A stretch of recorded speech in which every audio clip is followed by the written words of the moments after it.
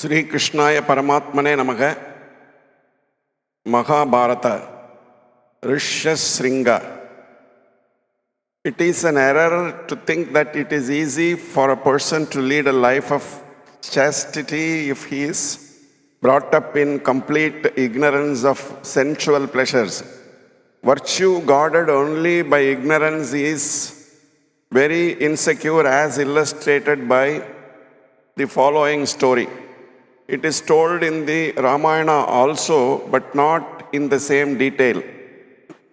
Vibhandaka, who was resplendent like Brahma, the creator, lived with his son Rishyasringar in a forest. The latter had not come across any mortal man or woman except his father. The country of Anga was once afflicted with a dire famine. Crops had withered for want of rain, and men perished for lack of food. All living things were in distress. Ramapada, the king of the country, approached the Brahmanas to advise him of some means of saving the kingdom from famine.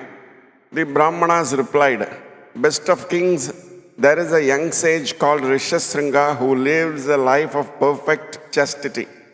Invite him to our kingdom. He has won the power by his austerities of bringing rain and plenty wherever he goes."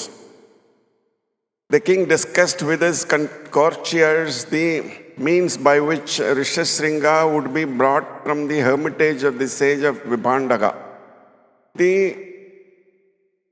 In accordance with their advice, he called together the most charming courtesans of the country and entrusted them with the mission of bringing Rishyasringar to Anga. The damsels were in a quandary. On the one hand, they feared to disobey the king. On the other, they also feared the sage's wrath. Finally, they made up their minds to go, relying on providence to help them in achieving the good work of rescuing the stricken land from famine. They were suitably equipped for their enterprise before being sent to the hermitage. The leader of this band of courtesans made a beautiful garden of a big boat with artificial trees and creepers, with an imitation ashrama in the center.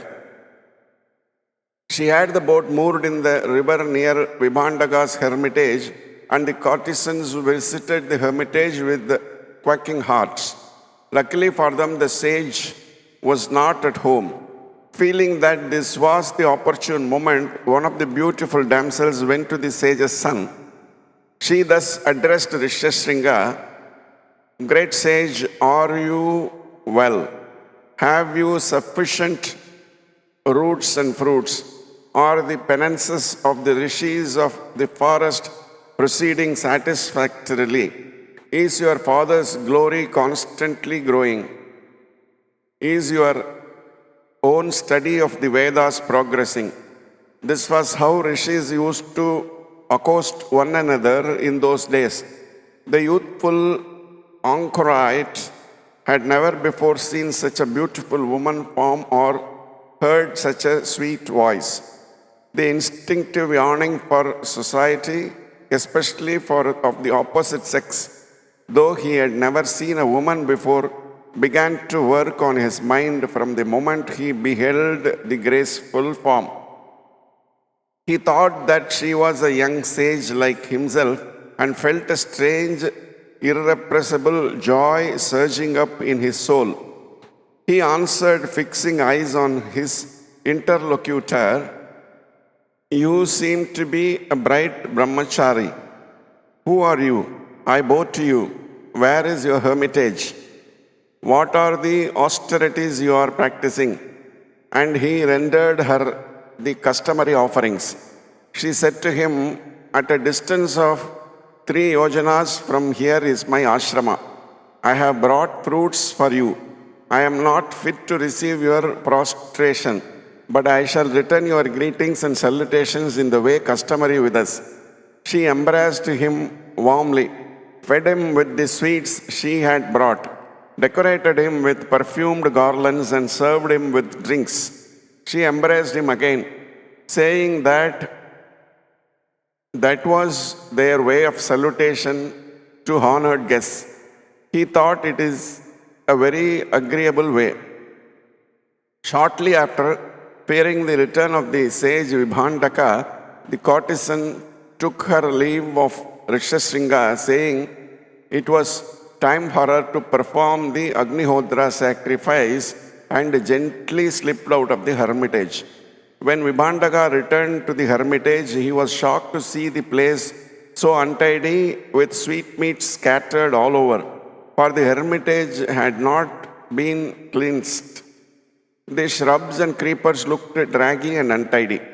His son's face had not its usual lustre, but seemed clouded and disturbed as by a storm of passion. The usual simple duties of the hermitage had been neglected.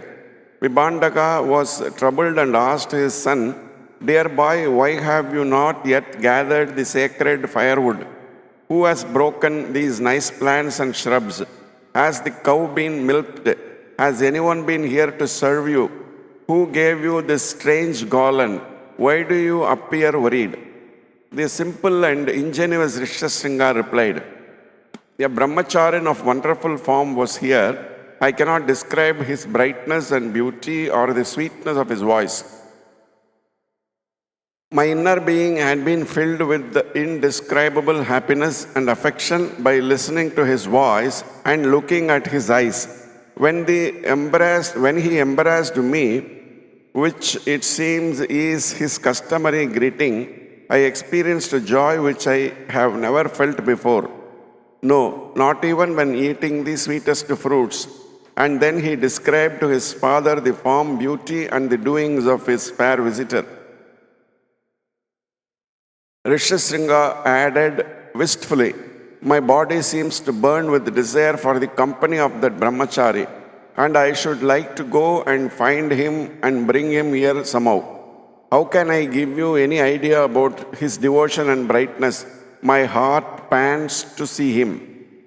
When Rishyasringar had thus brokenly expressed yearnings and disturbances to which he had hitherto been a stranger, Vibhandaka knew what had occurred. He said, "Child, this was no brahmacharin that you saw, but a malignant demon who sought, as demons do, to beguile us and hinder our penances and austerities. They take recourse to many kinds of tricks and stratagems for the purpose. Do not let them come near you." After that, Vibhandaka searched in vain for 3 days in the forest to find out the wretches who had done this injury, and returned baffled at his purpose.